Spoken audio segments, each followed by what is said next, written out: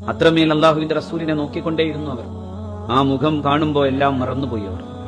ആ മുഖത്തേക്ക് നോക്കാൻ വേണ്ടി ജീവിതത്തിന്റെ സകലമായ ഏർപ്പാടുകളെയും ഒഴിവാക്കിയിട്ട് വന്നു നിന്നു അവർ.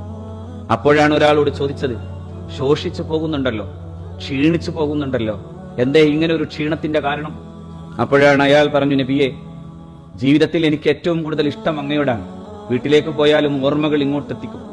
ജീവിതത്തിന്റെ മറ്റു പ്രാരാബ്ദങ്ങളെ കുറിച്ചൊക്കെ ആലോചിച്ചാലും അതിനേക്കാളും ഈ മുഖം കാണാൻ ആഗ്രഹിച്ചു പോകും. ഇവിടേക്ക് വന്നാൽ എനിക്ക് സമാധാനം കിട്ടുന്നില്ല. അപ്പൊ റസൂൽ ഇങ്ങനെ മൗനമായി നിന്നു.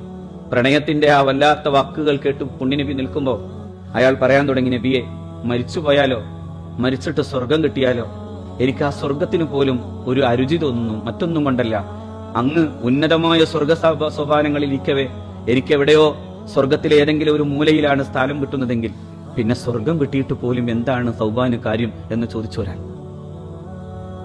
മറുപടി പറയാൻ പുണ്യനബിക്ക് കഴിഞ്ഞിട്ടില്ല. പരിശുദ്ധ ഖുർആനാണ് പറഞ്ഞത്, അല്ല, ആ പ്രണയത്തിന് അവരുടെ കൂടെ തന്നെ ഇരിക്കാനാകും എന്ന് പരിശുദ്ധ ഖുർആൻ പഠിപ്പിച്ചു കൊടുത്തു.